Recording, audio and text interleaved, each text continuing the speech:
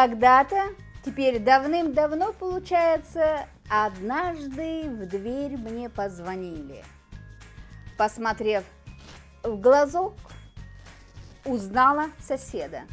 Видя его слегка веселое состояние, не очень-то и хотела разговаривать, но решила, а мало ли что.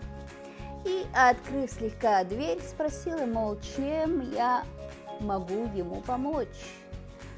И он спросил мое разрешение войти, потому что у него есть вопрос. А спрашивать меня об этом через дверь, как-то неудобно.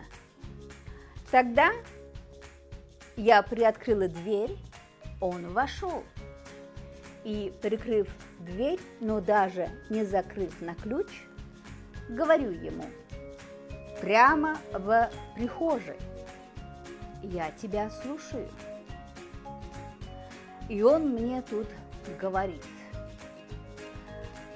как ты думаешь, у нас получится создать семью? Я сказать опешила от услышанного и ответила: это что, предложение? Учитывая то, что ты каждой бывшей жене оставляешь по квартире, почему бы и нет? Тогда идем в ЗАГС. Он, не взглянув на меня, ушел и больше никогда не возвращался к этой теме.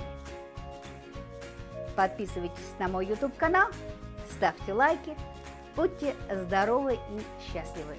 С вами была Эльвира из Америки. Моим YouTube-каналышкем вазался Лиза Тажада Пиалан. Лайком шундафи замонда.